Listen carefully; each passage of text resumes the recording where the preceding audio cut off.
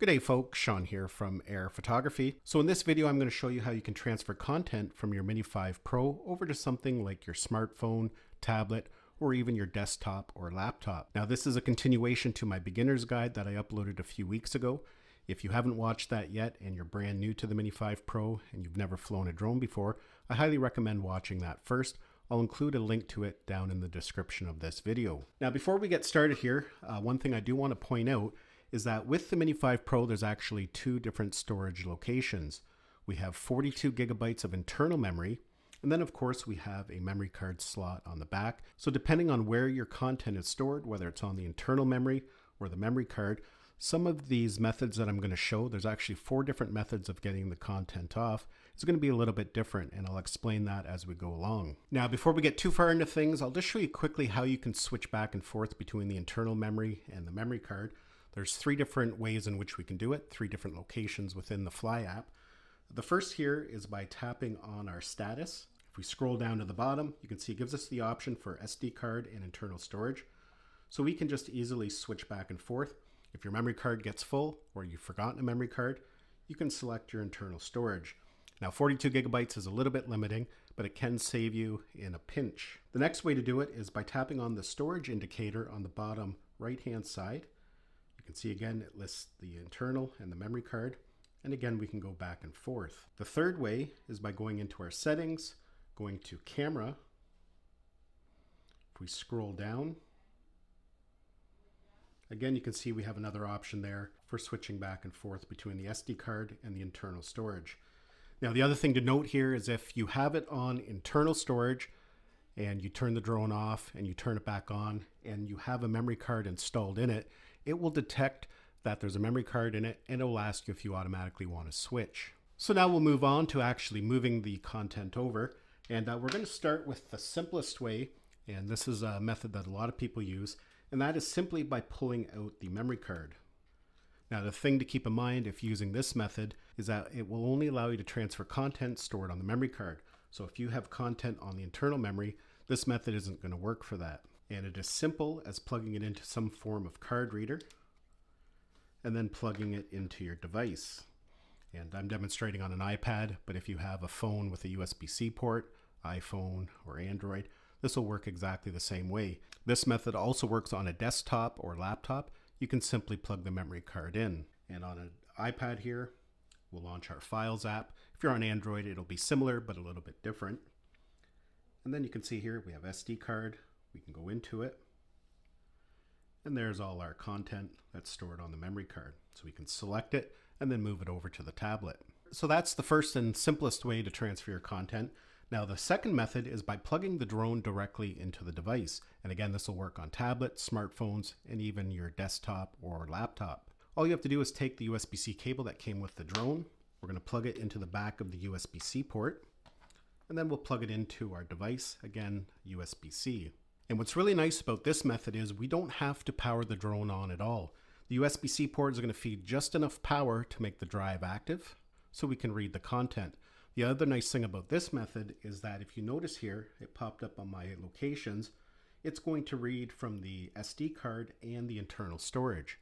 So if you have content stored on both, this is a great way to be able to access both locations. Again, we can go in just like we did when we had the memory card plugged in. And again, there's all our content and we can select it and transfer it over. And this works the exact same way on a desktop or laptop. You can plug the drone directly in and your computer will be able to read the drives. Again, you don't have to power on the drone. Now, the next method is by using the DJI Fly app. The nice thing about it is that we can do it wirelessly. We don't have to actually physically plug the drone in. And when using the DJI Fly app, there's actually 2 methods in which we can utilize. One of the new features of the Mini 5 Pro is something called off-state quick transfer. And that essentially allows you to connect to the drone within 12 hours, I believe it is, from the last time it was powered on. And the nice thing is you don't even have to power the drone on. Now, you do have to make sure that is enabled in the settings. Again, if you go into your settings, it's under camera control. You can make sure that that feature is enabled. It's down near the bottom of that menu. So that's a great method if you've been out flying and you're on a bus on your way home or in a car. You can leave your drone in the camera bag and you can launch your Fly app on your tablet or smartphone and you can connect directly to the drone while it's powered off. So I'll just demonstrate that for you. So I'm going to launch my DJI Fly app. You can see the drone is powered completely off. And right away under Quick Transfer, you can see that it's saying it's detected the Mini 5 Pro. So we can tap on it. And it's telling us that the Mini 5 Pro is in sleep mode. So we can tap on it. And now it's waking the device up. Now it's not going to fully power it on. Again, it's just going to give it a little bit of power, enough to get the content off the drives. It's then going to ask you to join the Wi-Fi of the drone. And then we're going to come to this screen. This is the gallery view, and it's reading everything from both the internal location and the memory card. So using this method, we don't have to switch back and forth. It'll read everything from both locations all in one grid. And just as a quick note, the very first time you use that off-state quick transfer, it does ask you to confirm by pressing and holding the power button for 3 seconds. That's something you only have to do once. It just wants to make sure you're connecting to the correct drone. From here, we can go into each individual file and we can tap the download button at the bottom right-hand side. And it's going to download it. Now, what's different here is that it's going to download to the Photos app. Unlike the previous method where we plugged the drone in or the memory card in directly, we had to use the Files app. But using the DJI Fly app, it'll put it right into the Photos app on your device. But the other nice thing about using this method is we can do a trim download or a full download. As you can see here, when I click the download button, it gave me the option for full download or trim download. And that can be a huge space saver, especially if you have limited storage on your device. You might have done a 30-minute flight recording for a total of 30 minutes, but you don't want all that footage. There might be only a minute worth of footage that you want to download, that you want to share to somebody or put on social media.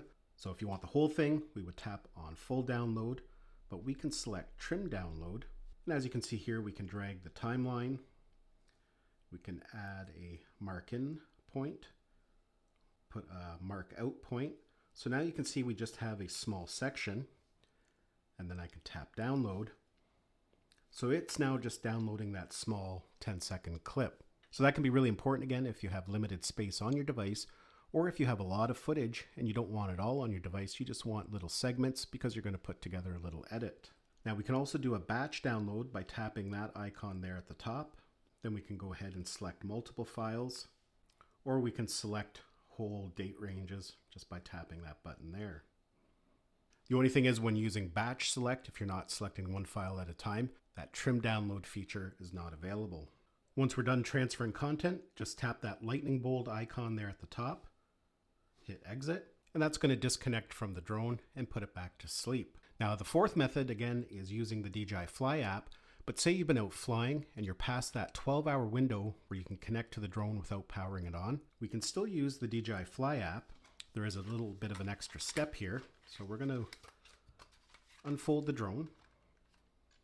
The drone will automatically go ahead and power on. What we can do here is use this button at the side. And you can see it will automatically go and connect right to the drone. And just like before, it brings up our gallery view so we can go in and download the content.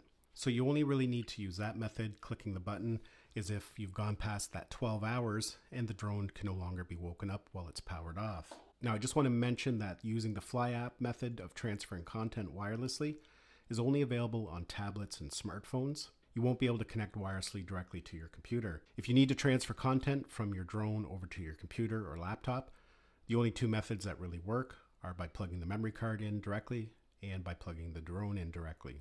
So yeah folks, just a quick little tutorial on how to transfer content from your DJI Mini 5 Pro over to your smartphone or tablet. Hopefully you enjoyed this video and found it had value. Thanks a lot for watching, and we'll see you in the next one.